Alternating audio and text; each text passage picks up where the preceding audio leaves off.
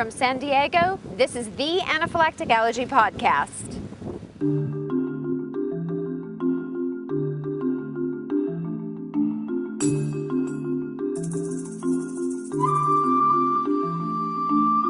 This is the Anaphylactic Allergy Podcast, a comprehensive source for information that could save your life. When you have allergies in your family, reading ingredients labels is automatic. But the term traces of can be confusing. I've actually had friends of mine say, my kid's not allergic to traces of, as if it's an exact measurement. So I wanted to find out from a manufacturer what the term traces of really means. So we're heading over to CJ's Confections to get the inside scoop. Hi, welcome to the Anaphylactic Allergy Podcast. I'm Yael, and we're here today with Carl Jaros of CJ's Confections. Thank you, Carl, for joining us today. Glad you could make it, and let's talk about chocolate and maybe have some fun. Absolutely. I'll tell you how I found Carl. I found Carl after I picked up a couple of his items in a local grocery store, and I have a tendency when it's a new product and I've never seen it before to check the label, read, and see if there are any trace elements regarding my child's peanut allergy. I stay away from all traces of ingredient labels for nuts, tree nuts and peanuts. So I called Carl and I said, is this product safe? I see nothing about traces of on the label, and he said, yes, it is. And then we got into a great conversation about what traces of really means and ingredient label standards. So we're here today to find out why it's so important to read the labels and understand that traces of is not an exact measurement, but actually how that is defined from the production end. First thing you'd want to know is that on a scale of food manufacturing, I'm way down there. We were talking earlier about some of the sizes of the commercial operations. Your husband had been to the Hershey factory in Pennsylvania. Those are huge. I mean, they bring their products in on railroad cars, and it's, you know, massive quantities going through. That's where issues of food traces become very important. You're dealing with continuous flow of huge volumes of products, millions of pounds.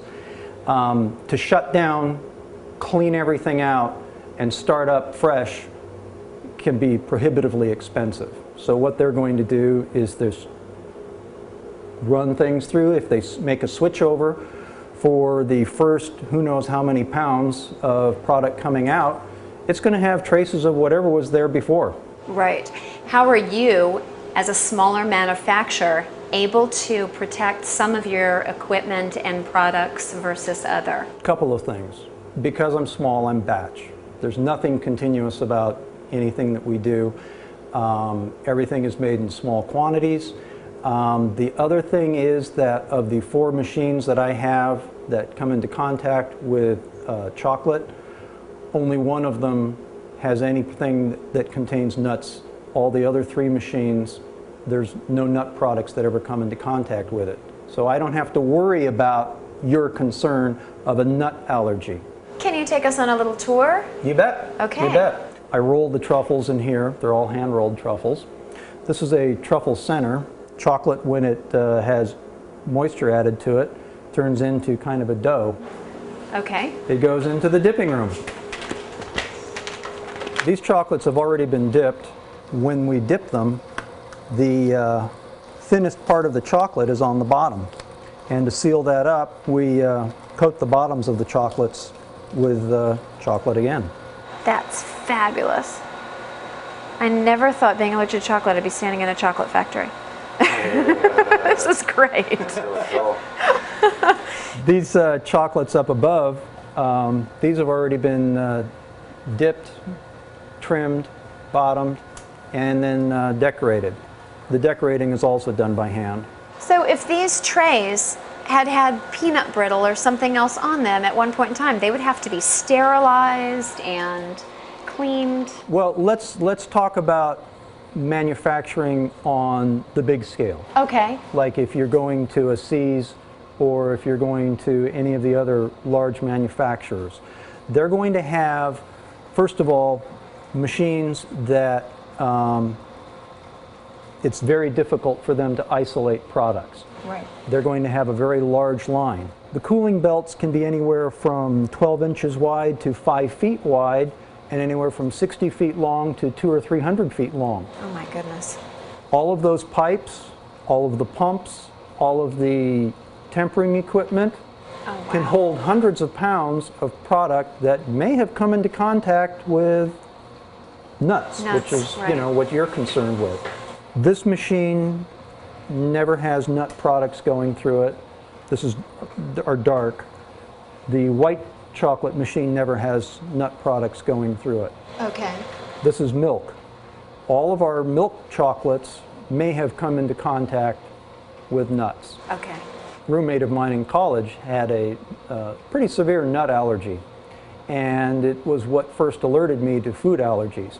And it's one of the reasons why I made some changes in my own operations, so that I know that if it's white or if it's dark or if it's dipping chocolate, it's never come into contact with nuts.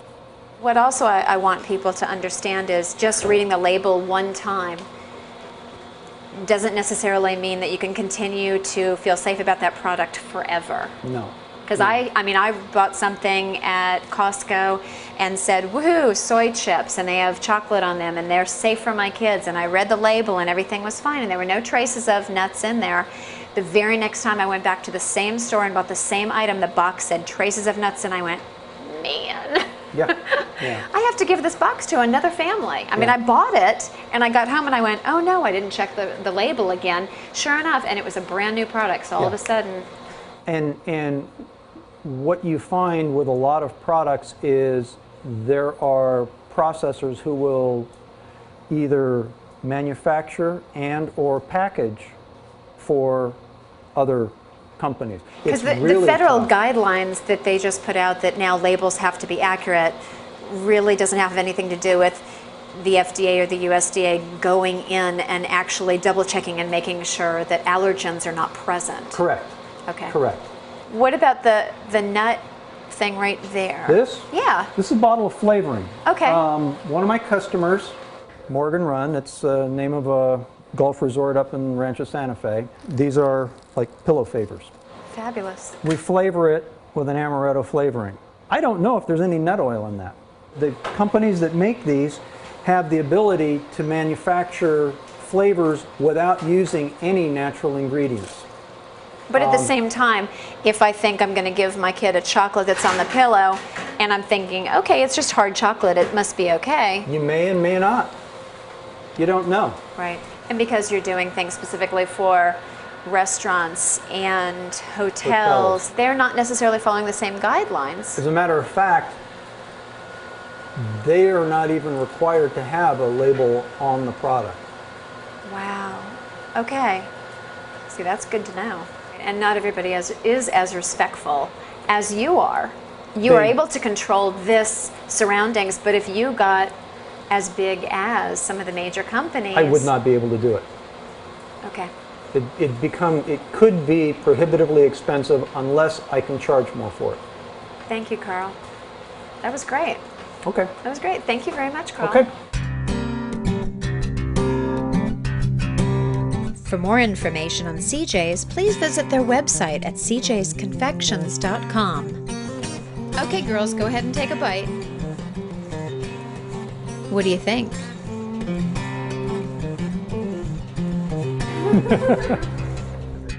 We're going up the coast to Santa Monica, California to find out what the term traces of means from a clinical perspective.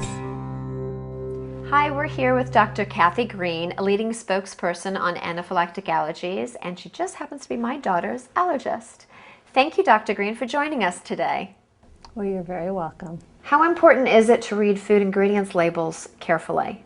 Well, depending on the level of allergy, and if we're talking about anaphylactic allergy to things like peanuts, it's extremely important. And unfortunately, the labeling of products is imperfect at best. And many patients who have anaphylactic allergies may be exposed inadvertently to things that weren't listed. Traces can trigger anaphylaxis in patients that are highly sensitized to the particular food, and they need to be evaluated for. And Food Allergy and Anaphylaxis Network is really a great resource to educating parents effectively as to what sorts of things to look out for. I know some moms that think the term traces of is an exact measurement that may not affect their child. Should they be concerned? Well, what those mothers, typically what the children have is not as high level allergy, and what they probably can tolerate small amounts of the allergen. So depending on the level of allergy, which is what we as physicians need to define very carefully, the tolerance of small amounts of an anaphylactic food is defined for each patient and each child. Some kids can tolerate egg products, but they can't tolerate eggs, but they're typically not the highly anaphylactic children. When you're dealing with children with high-level anaphylaxis, they will not tolerate traces of. But there's also this thing where, like, they were having some false reads a few years ago where they were saying, okay, you're allergic to nuts now. Oops, now it doesn't seem like you're allergic to nuts anymore because you've had nuts and you've been fine. You might still be allergic to nuts because then you had it a third or fourth time and you had a reaction. Like, is it hit or miss with allergies? That's a really interesting question, and that's an interesting question about allergy in general. How come sometimes you may react and other times you may not? Again, that's likely more intermediate level allergy, and sometimes you react clinically and other times you don't. Doesn't mean you're not allergic. It just depends on the state of your immune system at the time of ingestion. Again, with a caution, with those patients who are highly anaphylactic, if you look at the testing on those patients, which we as physicians are expert in looking at, you may have levels, for example, peanut levels on a blood test that are over 100. And there are other children that may have a peanut level of 2. And that child who has a peanut level of 2 may be able to tolerate traces. However, traces for that child who's over 100 will send them into a full-blown anaphylactic reaction. So there are various different variables here, one of which is the state of the immune system and lower level allergy, which may or may not manifest with exposure every time, but the high level allergy will. So it's every child with peanut allergy or food allergy, every adult with peanut allergy or shrimp allergy or food allergy is not the same. And the levels can also change with time. Can you outgrow anaphylactic allergies? That's actually a very good question, and it depends on the food, okay? Many children, about 80% of children who are cow's milk allergic will grow out of the cow's milk allergy. Having said that, the type of cow's milk allergy we're seeing now, which is high-level anaphylactic cow's milk allergy, is unlikely to diminish with age to the point where the patient will be able to tolerate cow's milk in any sufficient quantity. Peanuts are our number one anaphylactic allergen. And 20% of patients, per research studies, will grow out of peanut allergy. However, these patients are patients that have much lower blood levels to the peanut, less than 5 in particular. And of these patients, about 4% will resensitize. It's a bit unpredictable. Other allergies like eggs get better with time. Soy allergy tends to get better with time.